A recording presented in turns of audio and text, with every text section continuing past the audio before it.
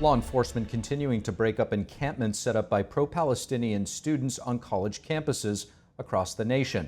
Police clearing yet another occupation today, this time at the University of California, Los Angeles. This after violent protests were similarly quelled in New York City and across the nation this week. NTD's Fiona G. has more.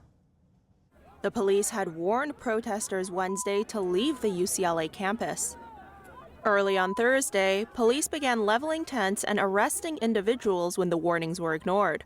They deployed stun grenades as protesters fought back. 132 people were arrested. Dozens more fled the scene.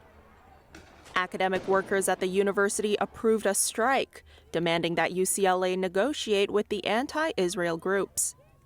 UCLA seniors are now concerned their graduation ceremonies may be affected. These are the same students whose high school graduations were canceled in 2020 due to the COVID-19 pandemic. At Dartmouth College in New Hampshire, 90 protesters were arrested. These included faculty members who had formed a protective buffer around the students. The encampment on Dartmouth's campus had reportedly been nonviolent. In New York City, the NYPD cleared a pro-Palestinian encampment from Fordham University Wednesday. 15 people were arrested. Student demonstrators say they have been suspended. The school also requested the police stay on the campus until May 22nd. New York City Mayor Eric Adams previously stated that outside agitators were part of the Columbia University protests. A preliminary analysis from the NYPD now shows that more than 70% of those arrested at Columbia Tuesday were affiliated with the university. One of the last student encampments in the city remains outside New York University. The demonstrators refuse to leave what they consider public property. It is unclear how the university will respond. Fiona G., NTD News. So how are these protests being viewed from within Israel? Joining us now with perspective is member of the Israeli Knesset, Simcha Rothman. Member of Knesset, Simcha Rothman, thank you so much for joining us. Thank you for having me. Of course. Simcha, I want to get your perspective. It's a very unique one, obviously, for obvious reasons. When you see these anti-Israel protests popping up around the United States, whether it's on the campus of UCLA, Columbia University, Yale University, how is this all being perceived in Israel? First, I don't think it's the right thing to call them anti-Israel protests. That's our pro-Hamas protests. If you're anti-Israel, no one has to agree with Israeli policy. It's a free country, and freedom of speech is important. But when you do not let a Jewish student to go into campus, or a Jewish professor, because they are Israelis or Jews or support Israel, then you're not anti-Israel, you're anti-Semite. And it's very important, this distinction. I know the House of Representatives just passed a bill on the IHRA definition of anti-Semitism. You can criticize Israel, but you cannot single out the Jewish people and the only Jewish country for things that are basically bogus claims. If you do it, it's a blood libel. It's not criticism. It's not anti-Israel. Again, it's anti-Semitism. But once you see someone saying he is pro-Hamas or chanting from the river to the sea, Palestine would be free, is not anti-Israel. He wants the destruction of the Jewish people in the only homeland of the Jewish people. So are there concerns in Israel about the potential for anti-Semitism that's coming out of these protests, that it will spread beyond the United States and Israel and impact the rest of the world? Actually, what happened in October 7th, it's immediately, even before Israel started to retaliate, even while the Hamas terrorists, Nukba terrorists, were in Israel territory, raping, murdering, torching down houses with the people inside. Immediately, those riots started. These rise in anti-Semitic attacks on Jews immediately started. So it's not about the response. It's not about the humanitarian situation in Gaza. By the way, some people in the US would be amazed on how much humanitarian aid and food Gaza gets now. I'm not even talking before the war. Before the war, people were trying to sell the lies that Gaza is an open-air prison. I don't know if you heard this term. They said Gaza is prison. Gaza is under a barricade and under siege. You saw the before and after picture from Gaza, and you know that was a lie. You saw houses, you saw roads, you saw the markets, you saw the beaches. And that's why we need to eliminate Hamas, because it's not only the fight of Israel with Hamas. It is, of course. We have to defend our citizens, we have to defend our country, we have to defend our borders. It's the fight of the free world against jihadist terrorists who want to export terror wherever they go. Member of Israeli Knesset, Simcha Rothman, thank you so much. Thank you.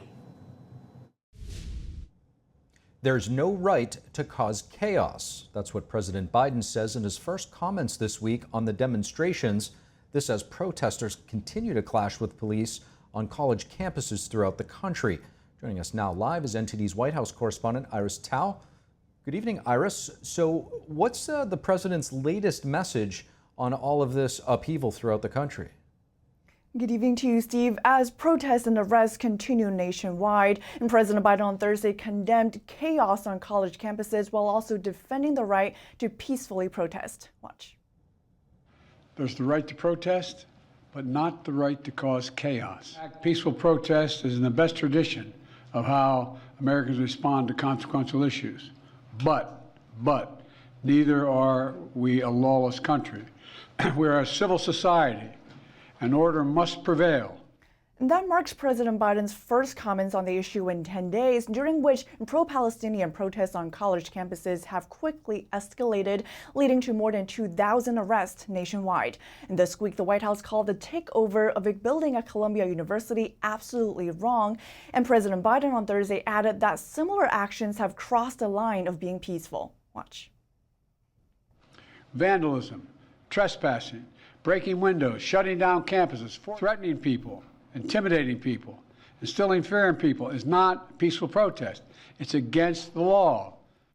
His Thursday comments come as he's walking a delicate line as some of his political base is voicing opposition to the war in Gaza. President Biden, meanwhile, on Thursday said he's not reconsidering U.S. policy toward Israel because of these protests.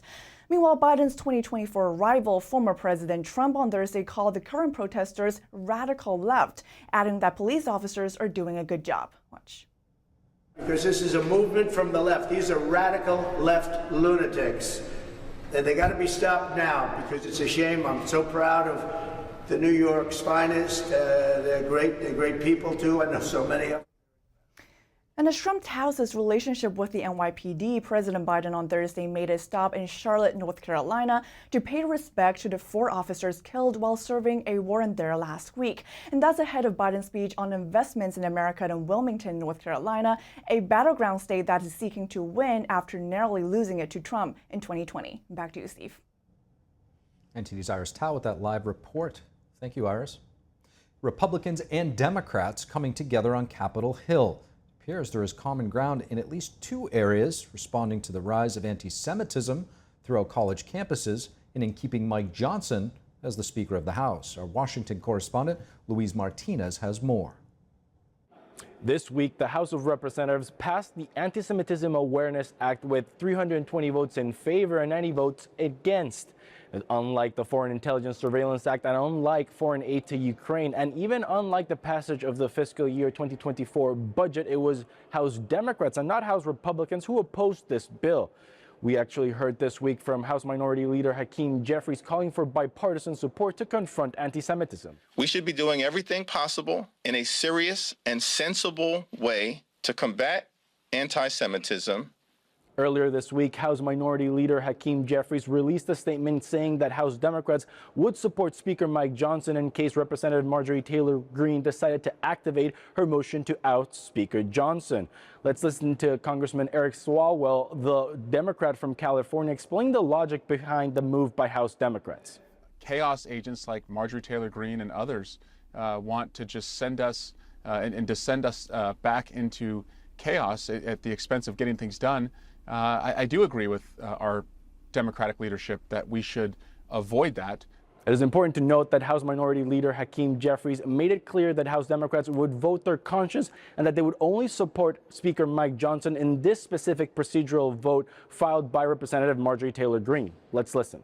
We've made clear this is a vote of conscience, a procedural vote on a motion to table, but also a vote of conscience.